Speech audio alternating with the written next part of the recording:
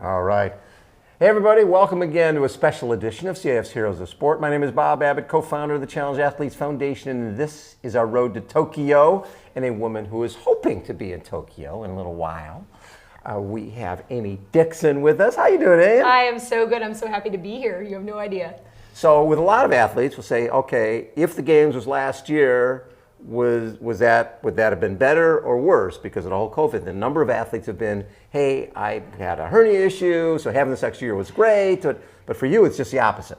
Initially, I thought yes. I was so excited. I thought, wow, I've got an extra year to get faster. I can take the luxury of working on all those small things that we don't have time to do during our season, like really work on strength training and up my game as far as strength is concerned, off the bike and in the gym.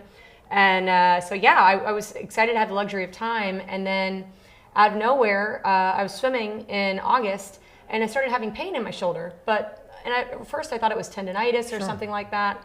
And it got worse to the point where my shoulder was swelling up and I hadn't injured it. So I was a little bit confused. And so I finally went to go get an MRI and they said, when was the last time you saw your rheumatologist? So as you know, I lost most of my sight to an autoimmune disorder called uveitis. When you were like, what, 22 or something? 22. Yeah. And so I've been really lucky in that I have steroid implants in my eyes that control the inflammation at the source. And so previously, the treatment for my disease was chemotherapy, suppressing the immune response, and also high-dose steroids. And I put on a bunch of weight, which is actually how I started triathlon. I had gained 75 pounds from the chemotherapy and the steroids. And I wanted to get back to shape, so I started swimming. I started biking on a stationary bike at my local YMCA, running on a treadmill, and someone signed me up for a triathlon, Carolyn Gaynor. And next thing you know, I came out to my first camp out here at CAF. So that was how the whole thing started. And I had been very lucky that I'd been staying healthy, but the stress and the changes of the year, I just let myself get a little bit run down over the summer, and it was the right, perfect set of circumstances. But this time, instead of it manifesting in my eyes, it was manifesting in my body. I was diagnosed with Ankylosing Spondylitis, which actually attacks the spine typically, but it can also attack the shoulder. And so what was happening, it was causing so much swelling, my shoulder swelled up and was dislocating while I was sleeping. And so when I woke up, I also have osteoporosis because I was on so many steroids for so many years. And the bone in my clavicle was brittle. So every time my shoulder dislocated, it was breaking my clavicle. Oh my God. So I was in excruciating pain. 1 month, they took an MRI. They said, oh, you've got some fluid. Let's drain the fluid out of the joint. 4 weeks later, they went to do a repeat MRI. My shoulder was shattered. So I had to have my shoulder reconstructed back in October. So things were going well. 3 weeks after the surgery, I'm going through chemotherapy to suppress my immune system. I'm getting steroid injections. Things are going pretty well. I think I'm out of the clear. I'm in physical therapy. I'm back in the pool 3 weeks after surgery. I'm on the treadmill one day and I get a little bit out of breath and couldn't figure out why. And I actually texted my neighbor and she goes, oh, it's the Santa Ana winds. It happens this time every year. So I sort of laughed it off. That afternoon, I had a video visit. Thank you, COVID, for that, because that's made a huge help for those of us who are mobility challenged as far as getting to doctors. Yay, finally, I can not have to leave my house or Uber to doctors. So I'm on the video chat with my doctor, and I was having a hard time talking. And she goes, are you on the treadmill? And I said, no, I just got done running about half an hour ago. She goes, well, why are you still out of breath? I said, I don't know. I think it's the Santa Ana winds or my asthma. And she goes, you need to go to the hospital right now. I said, no, I'm sure it's nothing. So she said, do me a favor, walk to the lab. I have a blood draw facility on my street here in San Diego. She goes, go to the lab. I ordered some labs and go right now and get this done. I didn't realize she was ordering a test to check for blood clotting disorder. I got there, got the test. Within an hour, my symptoms got worse. I went to the emergency room. The test results came in on my phone through the app. At the moment that I got taken to the emergency room, they put me right back into an emergency CT scan. My clotting factor was off the charts and I had bilateral pulmonary embolism, multiple pulmonary embolisms in both lungs. And you could have died. Oh my God. Yeah. So, and from there to here, what? So I ended up in the ICU for a bit at Scripps on blood thinners, and they discharged me. And a few days later, I started having chest pain. So I had what's called an infarction. And a myocardial infarction is a heart attack, but I had an infarction in my lung, and that's where part of the lung tissue dies because it's starved of blood and oxygen. So I lost part of my lung function. Then I had to undergo surgery for another complication a few weeks later. And after that surgery, I gained 15 pounds in 2 days of fluid and 10 inches around my waist, to the point where I was having trouble breathing. Yeah. Ended up back in the hospital on IV diuretics. And turns out that my body has just gone haywire since then. My hormones are all out of whack. And it's caused by what's called capillary leakage, where there's so much inflammation in your body that fluid is leaking into the tissues. So at this point, I've undergone 8 rounds of chemotherapy. We're still trying to find the right chemo drug to get me healthy. I'm training every day. I'm training 14 hours a week. I'm able to swim, bike, and run. Certainly not at the level I was back in July when I was at my peak fitness, but there's nobody more grateful than me, other than maybe my teammate Alyssa Seeley and Howie Sanborn, who have equally had a challenging year. They were both in the hospital for many months. Yeah. And Alyssa's only able to train 1 or 2 hours a day, if that, and sometimes only 2 days a week. Howie has really had a tough year. He was in the hospital for 5 months. So it's been a difficult year for Team USA. Oh my God. But all of us, boy, when we get to that starting line in Tokyo, there's going to be no athletes that are more grateful to be there. I can tell you that. Well, when you go back 4 years, how close were you to making the Rio team? Because you were right there. Were you like? I was ranked number 5 in the world going into the Rio Games. My teammate Liz Baker was ranked 13th, and we had our Olympic trials. And at that trial, she beat me by 9 seconds. And so I lost to her. So then I actually had another opportunity to make that team, what's called a bipartite slot. Right. The International Olympic Committee and Paralympic Committee, they choose. Right. And I actually was the highest ranked athlete from any country in any category, amputee, wheelchair, or blind, that wasn't currently going to the games. But because I was an American, they didn't want another American at the games. So they chose the Irish girl, the Canadian, and another girl that were ranked 14th, 15th, and 16th in the world. So you got hosed. So I was not. I have a bone to pick with the Paralympics. So I'm pretty hungry. This time I don't think you're alone. Yeah. So are there trials for this year? It's based for a para-triathlon. Yeah. There's 3 different categories. There's sitting, standing, and blind. Right. And so sitting, obviously, being the wheelchair athletes, and standing being an amputee or an arm amputee. For the visually impaired category, there are 9 male and 9 female slots. Okay. I'm currently ranked number 6. And so as long as I maintain my ranking or stay within the top 9, I will be going. Currently, I'm stalking the results that are happening in Leeds. I am doing texting all my friends who are engineers at Viasat here, going, I need you to help me with this math to help me figure out who needs to do what. So it's great because I'm really good friends with Melissa Reed from the UK. Yep. You probably met her at the World Para-Surfing Championships.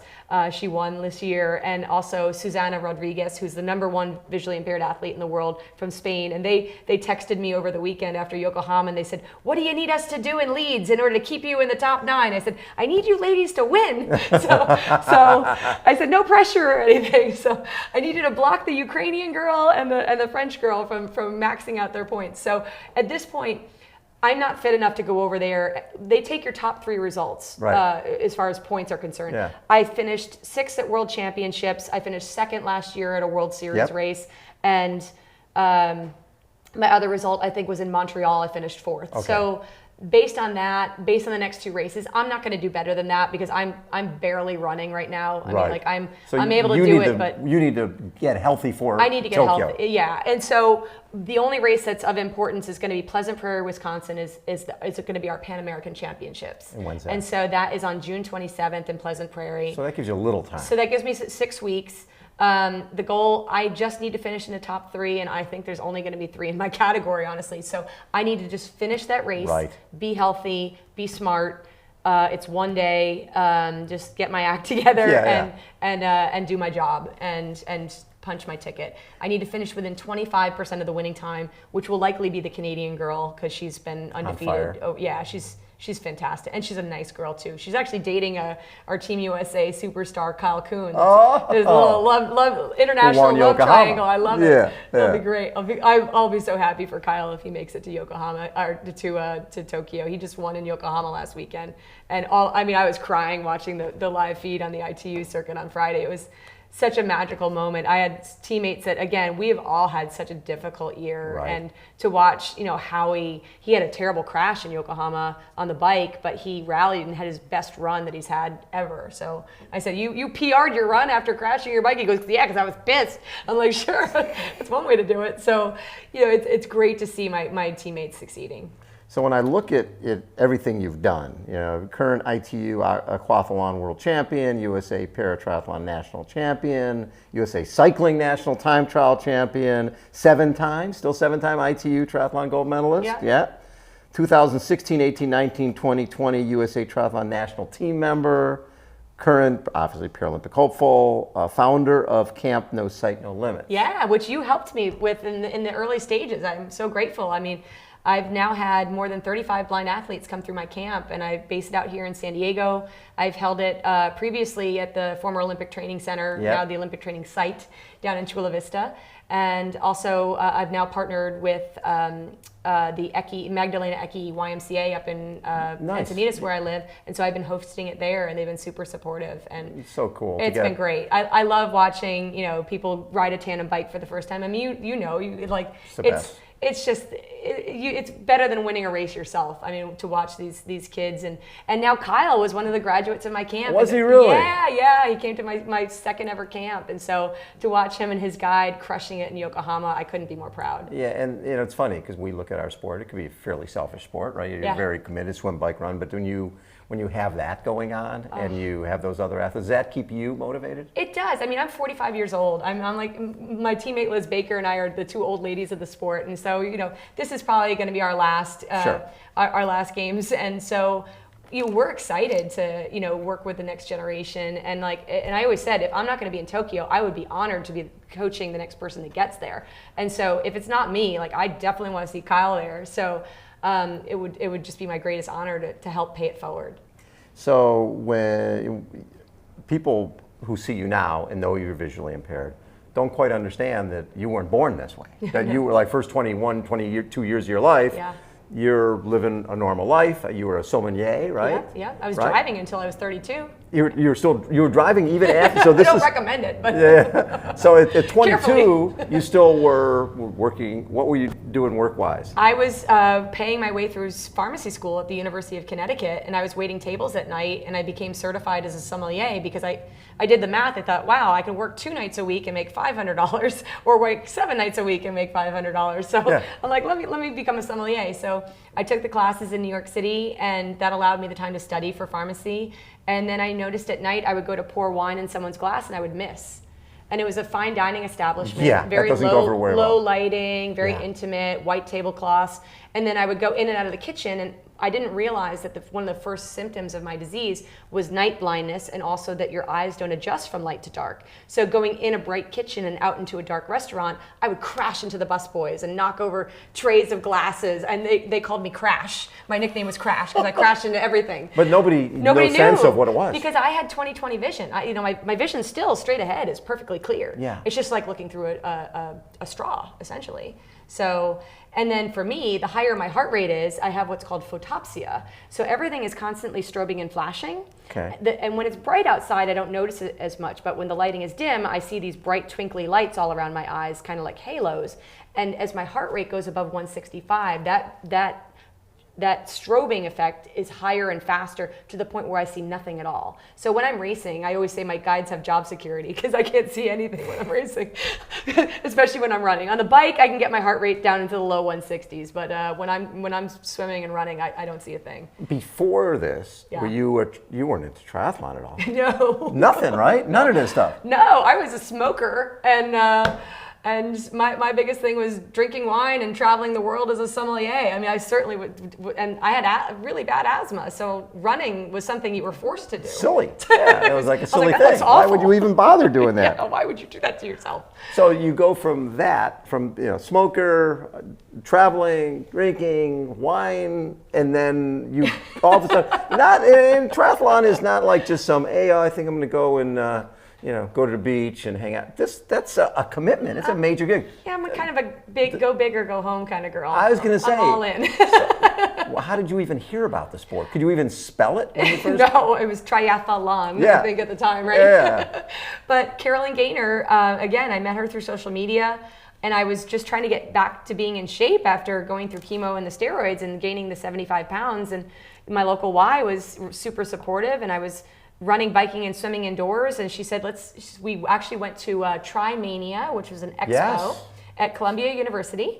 There's one in Boston and one in Columbia. I think I spoke at the one in Boston, Yeah. And so I went there, and they actually had a Paratriathlon clinic where they had a swimming clinic. And that's where I met Thomas Lee, who was an Army vet who lost his leg in Iraq. And I had never met anybody who was differently abled like me. And we became friends. And through that, I actually met a gentleman who lived in Boston who met me that day and said, hey, I've got an old tandem bike sitting in my garage. I think it went to the Paralympics in 1976 and it was huge, a 60-pound steel Motobacan. Nice. Oh, gorgeous bike, but it's built for 2 6-foot-tall men. So God. Carolyn Gaynor's 5'2", I'm 5'6". We have the seat post slammed as far as we can go. We can barely reach the pedals. It weighs 60 pounds, and it went up a hill like a tank. But we had so much fun, and I laughed the whole time, even when we dropped the chain 3 times, and I was immediately hooked. Yeah, totally hooked. Completely addicted. It's one thing to start with that, but then you get to a point where, this triathlon, which came into the Olympics in 2000, was going into the Paralympics in 2016. Yep. And that became your target. I'm going there. Well, when did that happen? Honestly, it wasn't until we had the Pan American Championships in 2015 where I was racing my teammate Patricia Walsh. Yes. And she was dominant in the sport. I mean, she's an extremely strong athlete. Actually, she's gone over to rowing now, which doesn't surprise me because she's got this amazing aerobic engine, and that's what rowing requires. She's super, super talented. And so she was involved in Paratriathlon, and I was nowhere near her level. And at the Pan American Championships, I finally came within 10 seconds of catching her. And I thought, okay, I felt like that imposter syndrome, right? I was like, what am I doing? I'm doing this for fun. I don't really know what I'm doing. I'm sort of learning by happy accident. I'm on borrowed equipment. I don't know. I'm just kind of having fun, and I get to see cool places. And I'm right there. And I thought, wow, well, maybe, just maybe. So I got a taste of what could be possible if I actually spent some time and energy really dedicating to training and got myself a really good coach, Ray Kelly, who volunteers here at CAF. Wonderful, wonderful person. And still is a good friend of mine to this day, and the rest is history. And so he got me to where I am, helped me to get to where I am. And the sport's been a pretty cool part of your life. Oh my gosh. I mean, they asked me before what my favorite part of Paratriathlon is. It's the people. I mean, and would I choose? I stumbled upon triathlon. It wasn't like I said, oh, I have to do triathlon. It was never my chosen sport. Everybody asked me what I would do if I had my choice of Paralympic sports. I'd go back to being an equestrian. I was a professional equestrian for many years. That's what my degree is in, is equine business management.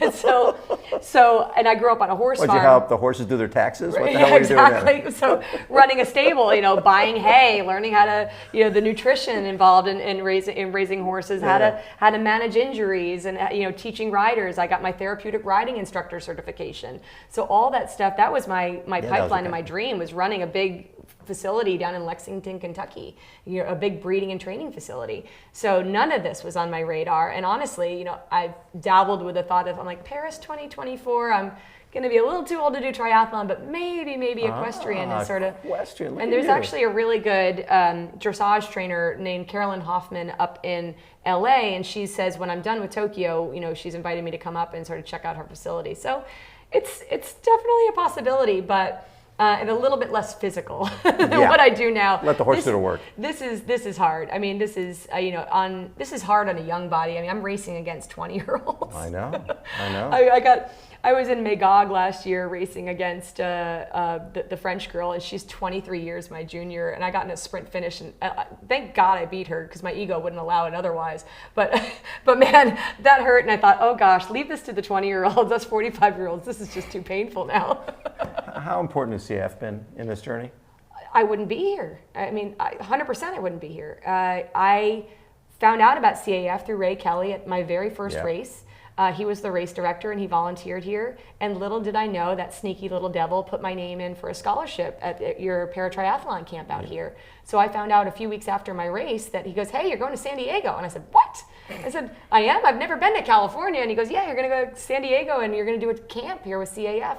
I thought, oh my gosh, well, I was so nervous and I met everyone here and it was immediately a family, Everybody was so welcoming. I learned, it was, learning through a fire hose immediately. It was, you don't know what you don't know until you know it, right? Yeah. And just, again, incredible mentors, getting to work with Patricia Walsh, Mike Jennings, yourself, and, Rudy. I mean, just incredible people. And so finally seeing what was possible. And then I came back out for the best day and try. Yes. And I got to meet other people like me and see, again, what was possible. And that's when Ray agreed to coach me, and the rest is history. And so I got my first tandem bike, again, through the support of CAF, through a CAF grant. And I call it my Ferrari. I mean, like, I don't even feel like, I've had that bike now for 6 years. I still don't feel like I'm worthy of that bike. It's a racing machine made possible by CAF. Love it. Yeah. Well, I can't wait to watch you in Tokyo. Oh, you and me both. There's, like I said, there's between myself and Howie and Alyssa, I don't know, three athletes that will be more grateful to be on that starting line, to be as healthy as we can be on the day. I thought about hanging up my spurs, if you will, after Tokyo, but there's going to be a couple fun races. World Championships is likely happening in Milan in the fall, and also Abu Dhabi, and I've always wanted to race in the Middle East, so I can't go out in Tokyo. I got to go check out, especially my national team status has been extended through the end of this year, so I'll likely be more fit in October than I will, because right now we're still fighting an uphill battle. I was diagnosed with, in addition to ankylosing spondylitis, rheumatoid arthritis, and so I've just been dealing with one injury after another, and thanks to the support of a company called Lever Running, which is an assistive running device. Yeah. It works like a low-budget Alter-G that lifts you up off the treadmill. I'm actually able to run safely at home on my treadmill without injuring myself further. So that's how I'm going to get to the starting line in Tokyo, as healthy as I possibly can, and then I hope to crush it in Milan in October. So love it. Yeah. Amy, thank you for being part of the CAF family and chatting. Always so much fun to catch up with you. Yeah. Thank you for having me. You can pour wine outside my glass anytime you want. Amy Dixon has been our guest again, special edition of CAF's Heroes of Sport. My name is Bob Babbitt, and this is our road to Tokyo. Very nice.